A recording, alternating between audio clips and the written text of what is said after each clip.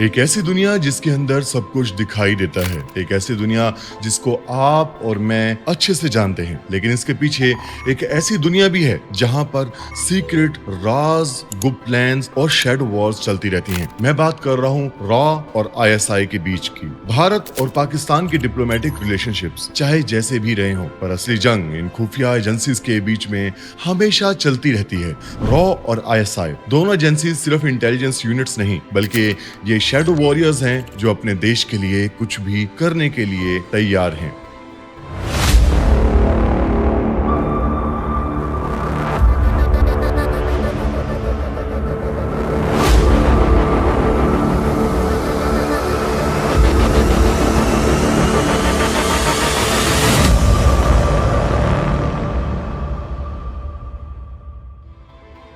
आज हम खोलेंगे उन सीक्रेट्स का पिटारा जिससे दुनिया अनजान है।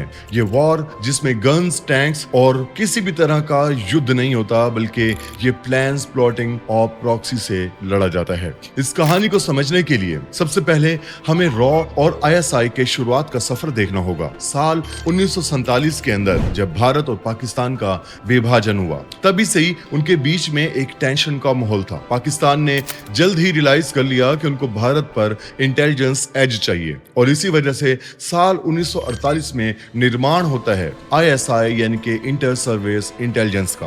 पहले आईएसआई का रोल सिर्फ इंटरनल इंटेलिजेंस को गैदर करना था, पर धीरे धीरे ये एजेंसी एक बहुत ही पावरफुल और खतरनाक नेटवर्क बन गई, जो आज पाकिस्तान के पॉलिटिक्स से लेकर पाकिस्तान के डिफेंस तक सब पर हावी है। पर भारत को भी इसका एहसास काफी देर से हुआ। साल 1965 में जब पाकिस्तान ने भारत के खिलाफ एक युद्ध छेड़ा, तो इसके बाद भारत को भी एक एहसास हुआ कि उनके पास भी कोई ऐसी एजेंसी होनी चाहिए जो पाकिस्तान के अगले कदम पर नजर रखे, और ऐसे जन्म होता है रॉ का, यानी कि रिसर्च एनालिसिस विंग। साल 1968 में इसका फॉर्मेशन हुआ, और ये सिर्फ भारत में ही नहीं बल्कि पूरी दुनिया के अंदर हर कॉर्नर के ऊपर इंटेलिजेंस गैदर करने की माहिर थी। इसका असली एम पाकिस्तान को रोकना था, जिसके अंदर ये काफी हद तक सफल भी रही।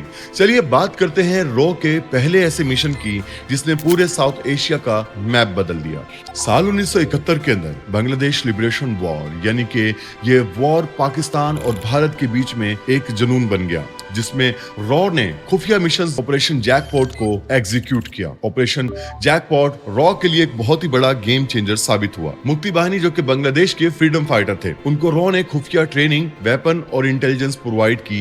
ये सब इतना गुप्त था कि पाकिस्तान को भी इसकी खबर नहीं थी। आपको जानकर हैरानगी होगी कि रॉ ने ये मिशन इतनी सफाई से एग्जीक्यूट किया कि पाकिस्तान की नेवी और आर्मी को हर जगह पर बैकफुट करना पड़ा, और अंत के अंदर साल 1971 के अंदर ईस्ट पाकिस्तान, जो कि पाकिस्तान का हिस्सा था, अलग होके बांग्लादेश बन गया। इस वॉर के बाद रॉ ने साबित कर दिया कि वो बस एक इंटेलिजेंस कलेक्ट करने वाली एजेंसी नहीं, बल्कि ऑपरेशंस को एग्जीक्यूट करने में भी माहिर है। अब रॉ के इस कदम के बाद आईएसआई भी चुप बैठने वाला नहीं था, इसलिए आईएसआई को रियलाइज हुआ कि पाकिस्तान को भारत के खिलाफ कुछ बहुत बड़ा करना है, तो उनको एक स्ट्रेटेजिकल मूव खेलना पड़ेगा। इसलिए साल 1980 के अंदर एक और छुपी हुई लड़ाई शुरू होती है, अफगानिस्तान वॉर। आईएसआई ने यूएस और सीआईए के साथ मिलकर अफगान मुजाहिदीन को ट्रेन किया, जो कि यूएसएसआर यानी कि सोवियत यूनियन के खिलाफ लड़ सकते थे। अब आप सोच रहे होंगे कि भारत का इसके अंदर क्या रोल है।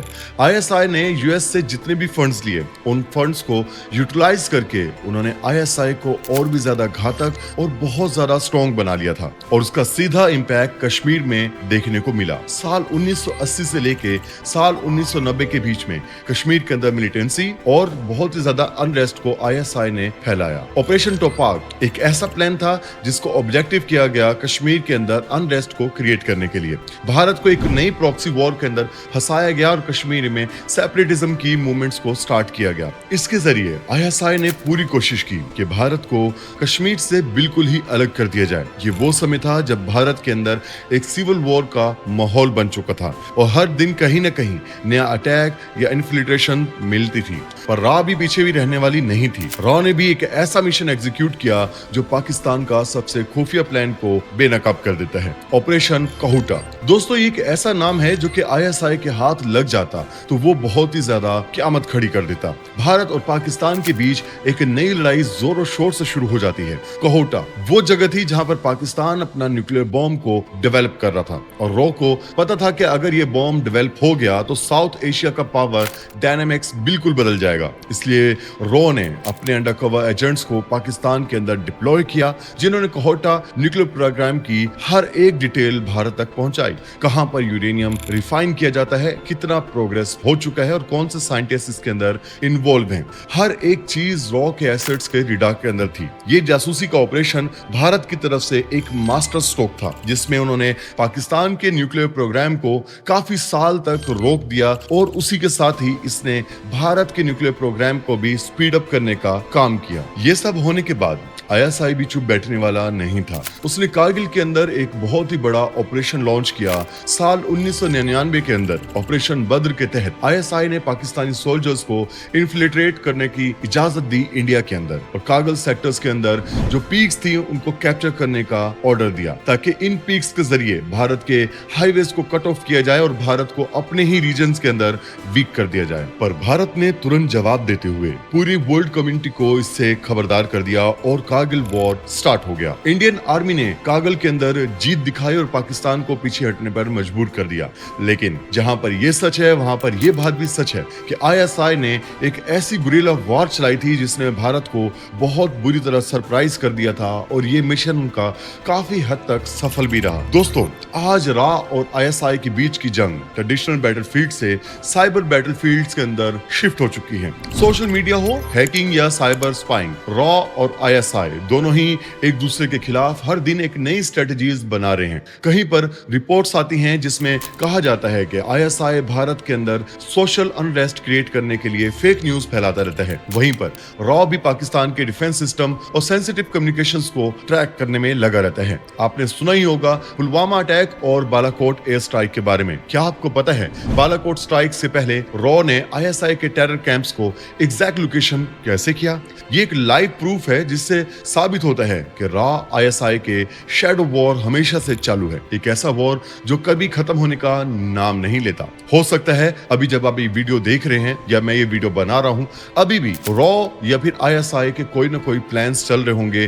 कहीं ना कहीं ये खुफिया हीरोज अपने अपने देशों के लिए लड़ने में मसरूफ होंगे। अभी भी कोई स्पाई कहीं पे इंफॉर्मेशन गैदर कर रहा होगा तो कोई स्पाई कहीं पर अपनी जान की बाजी लगा के कुछ ना कुछ कर रहा होगा। ये थी रॉ और आईएसआई के बीच में अनसुनी अनदेखी शैडो वॉर की कहानी। ये वॉर न सिर्फ खुफिया है बल्कि हर वक्त इवॉल्व होती रहती हैं। ये दोनों एजेंसीज अपने अपने देश के लिए कुछ भी कर गुजरने का जज्बा रखती हैं। हर एक एजेंसी अपने देश के लिए हीरो है और वहीं पर दूसरे देश के लिए विलन। क्या कभी ये खुफिया जंग खत्म हो पाएगी? क्या रॉ और आईएसआई एक दूसरे को हराने की कोशिश में लगे रहेंगे या कभी हम दोस्त बनके एक देश बनके एक ही देश के लिए काम कर पाएंगे? अगर आपको भी ये वीडियो पसंद आई हो तो इस वीडियो को लाइक करें, सब्सक्राइब करें और अपनी विचारधारा से हमें कमेंट सेक्शन में जरूर इन्फॉर्म करें। लेकिन अगर आप भी इंडिया और चाइना के बीच के कॉन्फ्लिक्ट को जानना चाहते हैं तो आपके सामने जो वीडियो शो हो रही है इसको क्लिक करिए। मैं मिलूंगा वहीं पर।